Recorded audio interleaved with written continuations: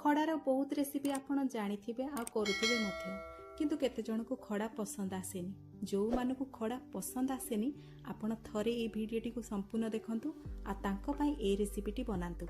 ताहले चलंतु आज आमे खड़ार एमिति गोटे रेसिपी बनेबा जो माने खड़ा खाइबा पई नाही करुथिबे किबा खाइबा पई पसंद करूनथिबे से माने भी खाइबा स्टार्ट करदेबे।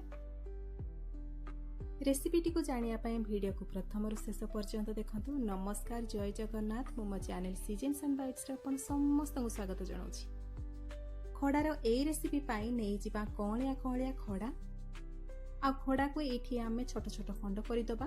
ता सहित खड़ार जो ऊपर भागटी चपाटी थाए ताकू आमे बाहर करि नबा। खड़ार कोनोसी भी आपण रेसिपी करंतु सदा बेले कोळिया खड़ा नेबे, टाण खड़ा नेबे नाही।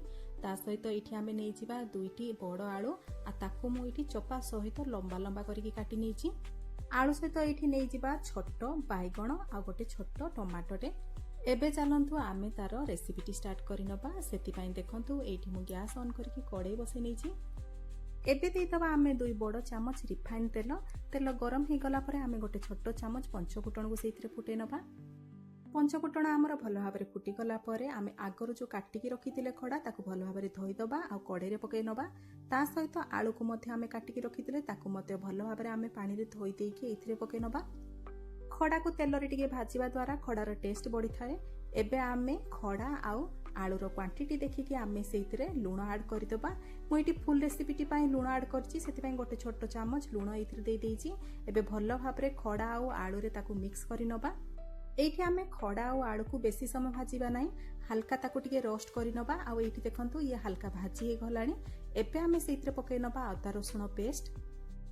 एमिति तो आमे सोरिष बटा पकेकी आमे खड़ा तैयारी करंती। आज आमे अदा रसुण पकेकी माने अदा रसुण पेस्ट पकेकी ताकू मसला तरकारीटे बनेबा जा कि समस्त को भलो लागिबो।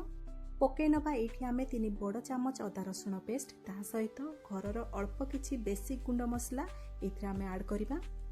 गुंड मसला रे आमे प्रथमे पकै नबा जीरा गुंड। एठी हाफ छोट चामच जीरा गुंड मो एठी पकै नेछि। ता सहित एठी आमे पकै नबा धनिया गुंड। धनिया गुंड को भी आमे से सेम अमाउंट पकेबा। एबे पकै नबा गोटे बड़ चामच काश्मीर लंका गुंड। ता सहित एठी आमे पकै नबा हाफ छोट चामच हळदी गुंड। एबे खड़ा और आलू को आमे एई मसला सहित भलो भाबरे किछि समय कसी नबा। आपण चाहिए एई मोमेंट रे अल्प किछि पानी ऐड करि परिबे मसला रे। मो एठी हाफ ग्लास पानी ऐड करिछि आ ता सहित एठी आमे ऐड करि दबा टमाटो। मो एठी गोटे मीडियम साइज रो टमाटो को लंबा लंबा करिकि काटि नेछि आ ताकू मध्ये आमे मसला रे पकै नबा। एबे एई सब जिंस को आमे घोड़े आपण कसी नेबे। किछि समय मसला को एमिति कसीबा द्वारा हमर रेसिपी रो टेस्ट बढ़ी थाए।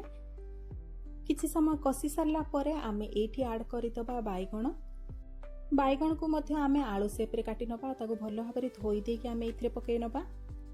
एबे एई सब जिंस को आमे लगातार कसी चलिबा जे पर्यंत हमर पूरा परिबा सब 50% भलो भाबरे सिझी जायनी। जेहेतु एई रेसिपी रे आमे टिके झोल रखिबा आ झोल सहित परिबा हमर फुटिबो, सेति पई आपण 50 to 60% याको भलो भाबरे सिझेई नेबे। आ एठी देखंतु किछि समय कसी सारला परे मसला हमर सुखा पड़ी गलानी, माने मसला हमर रेडी हे गलानी। एबे आमे आवश्यक अनुसार सेइथिरे पानी ऐड करिबा। जेतेबेले आपण पानी ऐड करूछंदी गरम पानी देबे। एबे पानी को भलो भाबरे मिक्स करि नबा आ याको हाई फ्लेम रे भलो भाबरे आमे फुटे नबा जे पर्यंत हमर परिबा सब भलो भाबरे सिझी जायनी आ एक्स्ट्रा पानी जेतिकी मरि जायनी, माने टिके एथिरे अल्प परिमाण रो झोल रखिबे आपण। आ एठी देखंतु 10 मिनिट ये भलो भाबरे हाई फ्लेम रे फुटी सारला परे यार एक्स्ट्रा झोलटी मरि जायछि। आपण देखि पारुथिबे झोल अछि किंतु कम परिमाण रो झोल अछि। एमिति ही रखिबे आपण झोलर परिमाण को। बेसी झोल रखिबे नाही ए रेसिपी रे। बेसी झोल रखिले भलो लागिबनी खाइबा पई। थरे ए रेसिपी को ट्राई करंतु, घर लोकन को दियंतु, छोट छुआ मान को दियंतु खाइबा पई। देखिबे बहुत खुशी रे से माने खाइ देबे।